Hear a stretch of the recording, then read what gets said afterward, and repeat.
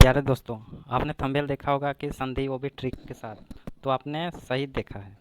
आपने मैथ पढ़ा होगा ट्रिक के साथ, रीजनिंग ट्रिक के साथ पढ़ी होगी, और भी कई विषय आप ट्रिक के साथ पढ़े होंगे, लेकिन आज आप हिंदी भी ट्रिक के साथ पढ़ेंगे।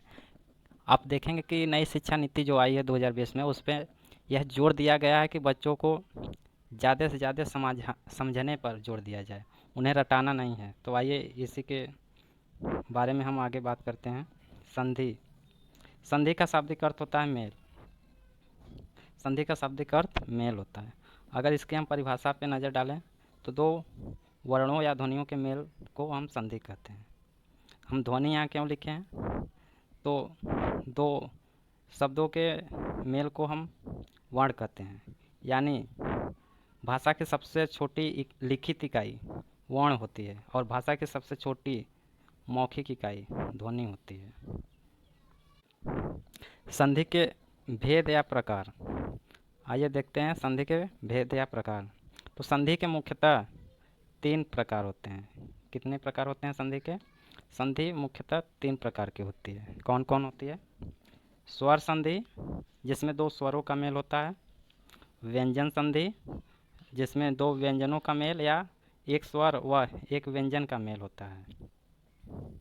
और विसर्ग संधि, जिसमें विसर्ग का मेल होता है। आइए बात करते हैं अब स्वर संधि के बारे में। स्वर संधि। स्वर संधि मुख्यतः पांच प्रकार की होती है। स्वर संधि कितने प्रकार की होती है? अगर आपसे पूछा जाए कि स्वर संधि कितने प्रकार की होती है, तो स्वर संधि मुख्यतः पांच प्रकार की होती है। कौन कौन होती है? तो दीर्घ स्वर संधि, गुण स्वर संधि, वृद्धि स्वर संधि, यण संधि, अयादि संधि। एक बार फिर से देख लेते हैं। दीर्घ स्वर संधि, गुण स्वर संधि, वृद्धि स्वर संधि, यण स्वर संधि और अयादि स्वर संधि। ये पांच प्रकार के स्वर संधि होते हैं। दीर्घ स्वर संधि की आइए हम बात करते हैं। दीर्घ स्वर संधि की परिभाषा देखें तो देखते हैं कि दो समान स्वर या दो सजातीय स्वरों का मेल। दीर्घ स्वर संधि में दो सजातीय स्वरों का मेल होता है, जिसे दीर्घ स्वर संधि कहते हैं। जैसे अ के साथ अ का सजाती होगा, ई के साथ ई का, और ऊ के साथ ऊ का सजाती वर्ड मेल होगा। यदि हम दीर्घ स्वर संधि के ट्रिक की बात करें तो हम देखते हैं आ, ई, बड़ी ई और बड़ा ऊ, ये तीन जगह से ही दीर्घ स्वर संधि का विच्छेद होता है। यानी ये तीन शब्द से ही संधि टूटता है। ठीक है। जैसे विद्यालय हो गया। विद्यालय में जो विद्या है, यहाँ घ है, यहीं से टूटेगा। जैसे देखिए, विद्या प्लस आलय बराबर आपका विद्यालय हो गया। विद्या प्लस आलय, विद्या के लिए आलय होता है, विद्या का आलय नहीं होता है, विद्या के लिए आलय। अगर हम ट्रिक की बात करें तो देखते हैं कपिश में भी वही है। कपिश, कपि में जो बड़ी की मात्रा है वहीं से टूटा है, कपि प्लस ईस। पुस्तकालय में भी देखें तो हम जो आ का मात्रा है क पे, वहाँ से ही टूटा है, पुस्तक प्लस आलय। कदा धन अपि, कदापि में भी अगर हम देखें तो कदा धन अपि, कदापि। मुनिंद्र में भी हम देखें तो ई की मात्रा से टूटा है, मुनि धन इंद्र। भानु उदय में अगर हम देखें तो भानु प्लस उदय। गिरीश में अगर हम देखें तो गिरी। आपको तो ये ध्यान रखना होगा कि गिरी कैसे लिखा जाता है और ई कैसे लिखा जाता है। इसमें बड़ी ई रहेगा कि छोटी ई। तो आप ये बखूबी जानते होंगे कि ईश्वर में कौन सा ई रहता है, बड़ी ई रहता है कि छोटी ई। तो इसका आप लोग ध्यान दीजिएगा। गिरीश में रहेगा गिरी प्लस ईस। लक्ष्मी इच्छा में रहेगा लक्ष्मी, लक्ष्मी तो आप जानते ही होंगे कैसे लिखा जाएगा, लक्ष्मी प्लस इच्छा। धर्मार्थ, धर्मा प्लस अर्थ नहीं होगा, क्योंकि इसका कुछ अर्थ भी निकलना चाहिए। तो इसलिए आपका ये धर्म प्लस अर्थ होगा, धर्मा प्लस अर्थ नहीं होगा, धर्म प्लस अर्थ, धर्म का अर्थ यानी धर्मार्थ। आइए अब हम दूसरा संधि की बात करते हैं। स्वर संधि का दूसरा संधि जो कि गुण स्वर संधि है। गुण स्वर संधि की पहचान है अ प्लस ई बराबर ए, अ प्लस उ बराबर ओ। अगर हम इसके ट्रिक की बात करें तो दो शब्दों के मेल से जो विकार उत्पन्न होता है उसे संधि कहते हैं, ये तो आप जानते हैं। इसके ट्रिक के बारे में अगर हम बात करें तो शब्दों के ऊपर एक मात्रा हो उसे गुण संधि कहते हैं। एक मात्रा कैसे? जैसे कोई भी आप शब्द लिख रहे हैं उसके ऊपर एक मात्रा रहे तो आप सीधे पहचान जाइएगा कि ये स्वर संधि है। एक मात्रा ऐसे होता है। गुण स्वर संधि में ज़्यादातर नाम वाले ही शब्द आते हैं, जैसे नरेश, सुरेश, महेश, लंकेश। इसमें हम कैसे देखेंगे? नर प्लस ईश बराबर नरेश, सुर प्लस ईश, सुर माने देवता, ईश माने ईश्वर, ईश्वर के देवता बराबर सुरेश। अब हम कैसे लिखेंगे महेश? इसमें आप सोचेंगे कि मह प्लस ईश हो जाए, लेकिन मह का कोई अर्थ तो होता नहीं है, इसलिए लिखा जाता है महा प्लस ईश बराबर महेश। अब यहाँ भी आप लोग कंफ्यूज होंगे कि लंक प्लस ईश होना चाहिए, लेकिन आपका जो शब्द टूट रहा है उसका कोई अर्थ भी तो निकलना चाहिए। जैसे लंकेश, लंका का देवता मतलब लंका का राजा, लंक धन ईश कैसे हो जाएगा? लंक का तो कोई अर्थ होता नहीं है, इसलिए हम लिखते हैं लंका। हम लोग लिखेंगे लंका प्लस ईश यानी लंका का राजा रावण। ठीक है। ये जो उदाहरण थे ए के मात्रा का उदाहरण थे। आइए अब देखते हैं ओ की मात्रा का उदाहरण। सूर्य उदय, ओ की मात्रा में पहला है सूर्य उदय, दूसरा रोगोपचार, तीसरा हितो उपदेश, चौथा महोत्सव, पांचवा गंगोर में और समुद्र ओर में। सूर्य उदय को हम कैसे लिखेंगे? सूर्य प्लस उदय बराबर सूर्य उदय। रोग उपचार में कैसे लिखेंगे? रोगोपचार को रोग प्लस उपचार, रोग का उपचार। हितोपदेश कैसे लिखेंगे? हित प्लस उपदेश मतलब भलाई के लिए उपदेश। महोत्सव, महाधन उत्सव। गंगोर्मी, गंगा प्लस उर्मी। समुद्रोर्मी, समुद्र प्लस उर्मी। आप ऊ में कंफ्यूज होंगे कि ऊ बड़ा ऊ लगाएं कि छोटा ऊ, तो इसमें आप दोनों में से कोई भी ऊ लगा सकते हैं। और हाँ, एक बात और ध्यान दीजिएगा, जो री वाले शब्द होते हैं ऋषि के, ये भी इसी में आते हैं, क्योंकि जो ऋषि लोग होते हैं बहुत ही गुणवान होते हैं, बहुत ही गुणी होते हैं ऋषि लोग, तो इसलिए ऋषि गुणी होते हैं, ऋषि गुणवान होते हैं यानी गुण संधि के हैं। ऋषि वाले जो शब्द आते हैं वो गुण संधि के होते हैं। जैसे महर्षि, महाधन ऋषि, सप्तर्षि, सप्तधन ऋषि। ठीक है, ये ध्यान रखिएगा कि ऋषि गुणी होते हैं। अगले संधि की बात करते हैं, वृद्धि स्वर संधि।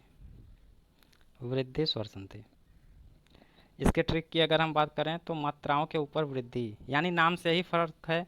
वृद्धि किसकी वृद्धि? यानी मात्राओं की वृद्धि। उदाहरण इसके हम देख लेते हैं। ए की मात्रा का उदाहरण सदैव, तथैव, महेश्वर्य, मतैक्य। सदा धन एव बराबर सदैव, तथा धन एव बराबर तथैव। महेश्वर्य में हम कैसे लिखेंगे? महाधन ऐश्वर्य। आप ऐश्वर्या का नाम आपको तो पता ही होगा कैसे लिखा जाता है। महाधन ऐश्वर्य बराबर महेश्वर। मतैक्य, मत धन ऐक्य बराबर मतैक्य। आइए अब औ की मात्रा का उदाहरण देखें। वनौषधि, परमौज और परमौजस्वी। वनौषधि में देखते हैं वन प्लस औषधि, औषधि में ओ भी दिया है कहीं, कहीं औ भी दिया है, तो आप ये अपने से देख लीजिएगा कि कौन सा सही है। परमौज, परम धन ओज, परमौजस्वी, परम धन ओजस्वी बराबर परमौजस्वी। आइए अब अगला संधि की बात करते हैं, जो कि यण संधि है। यण संधि में अगर डायरेक्ट हम ट्रिक की बात करें तो देखते हैं, य और व के साथ आधा अक्षर होता है। कहीं भी आप ये दो अक्षर य और व के साथ आधा अक्षर देख लें तो तुरंत यण संधि पर टिक मार दीजिएगा। यण संधि होता ही होता है। अगर य और व के साथ आधा अक्षर है तो वह यण संधि होगा। आइए देखते हैं इसकी पहचान।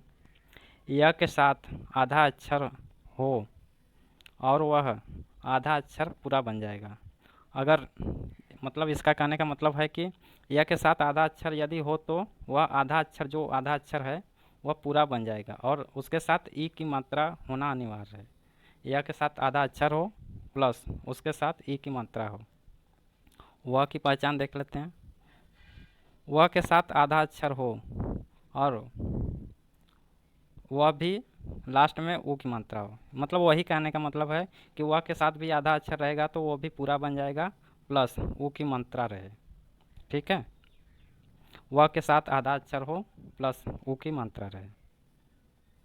आइए इसका उदाहरण देखते हैं। अधिधन अच बराबर अध्यक्ष, अधिधन अच बराबर अध्यक्ष। स्वागत, स्वागत में देखिए वह से पहले आधा अक्षर है तो यहाँ पूरा बन जाएगा। सुधन आगत बराबर स्वागत। और अधीक्षक में देखेंगे ध जो है वो आधा, यह से पहले आधा अक्षर है तो यह यण संधि है। ये आप लोग ध्यान रखिएगा कि यह और वह से पहले आधा अक्षर आ जाए तो वह यण संधि होता है। इसके उदाहरण हम देख लेते हैं। यह का उदाहरण देखते हैं। इत्यादि, अत्यधिक, पर्यावरण, यद्यपि। इत्यादि को कैसे लिखेंगे? इति धन आदि बराबर इत्यादि। अति धन अधिक, अत्यधिक। पर्यावरण, परिधन आवरण बराबर पर्यावरण। यदि धन अपि, यहाँ अपि हो जाएगा, लिखा नहीं गया है। यदि धन अपि बराबर यद्यपि। अब हम लोग वह का उदाहरण देख लेते हैं कि वह का क्या उदाहरण होता है। स्वल्प, अन्वय, मध्वालय। स्वल्प का सुधन अल्प बराबर स्वल्प। अन्वय का देखते हैं, अनुधन अय बराबर अन्वय। मध्वालय का मधुधन आलय बराबर मध्वालय।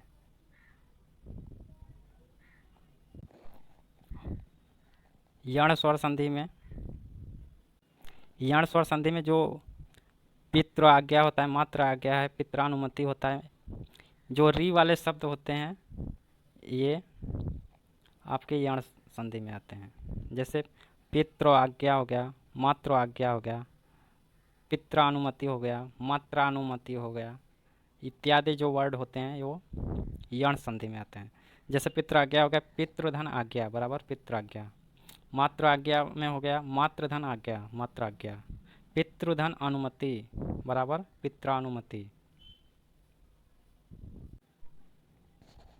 अयादि स्वर संधि की अगर हम बात करें तो देखते हैं कि आव, अव, आवि, आयु और आय, ये इसके पहचान होते हैं। लेकिन आइए हम लोग ट्रिक देखते हैं, क्योंकि हम आप लोगों को जो संधि होता है वो ट्रिक के माध्यम से बताने आए हैं। तो ट्रिक देखते हैं। य और व के साथ पूरा अक्षर लगा रहे। यण संधि में जो होता था य और व से पहले जो होता था वो आधा अक्षर होता है, लेकिन इसमें जो होता है अयादि संधि में य और व के साथ पूरा अक्षर लगा रहेगा। आइए देखते हैं। य का उदाहरण पहले देखते हैं। नयन, य से पहले देखिए न पूरा अक्षर है। चयन, चयन में च से पहले पूरा अक्षर है। य से पहले नायक में पूरा अक्षर है। नायक, गायक, गायिका, इसकी एक और ट्रिक हम आपको बता दें कि य से पहले जो शब्द है अगर उस पर आ की मात्रा लगा है तो ऊपर जो रहेगा दो बिंदी रहेगा, सॉरी दो मात्रा रहेगा। जैसे नायक है, नायक में जो है न के ऊपर न के साथ आ का मात्रा है तो इसमें रहेगा नए, नए धन अक बराबर नायक। और जो नयन है, नयन में रहेगा ने धन अन। इसका आप ध्यान रखिएगा, इसका आप ध्यान रखेंगे कि यदि शब्द के साथ आ का मात्रा लगा है तो उस पर दो बिंदी रहेगा, सॉरी शब्द के साथ यदि आ का मात्रा है तो ओ का मात्रा रहेगा, औ का, और आ का मात्रा नहीं है तो ओ का मात्रा रहेगा। इसका आप ध्यान रखिएगा कि अगर शब्द व से या य से पहले जो शब्द है अगर उस पर आ का मात्रा है तो ऊपर दो चुंडी रहेगा, अगर आ का मात्रा नहीं है तो एक चुंडी रहेगा। ठीक है, देसी भाषा में ये। जैसे भवन, भवन में देखिए भ पे आ का मात्रा नहीं लगा है तो भो धन अन भवन हो जाएगा। अगर इसी के साथ पावन देखिए, पावन में प के साथ आ का मात्रा लगा है तो ये हो गया पौ धन इत्र, पवित्र। ये पवित्र का है, पौ धन अन हो जाना चाहिए था यहाँ। इसे अब मिटा देते हैं।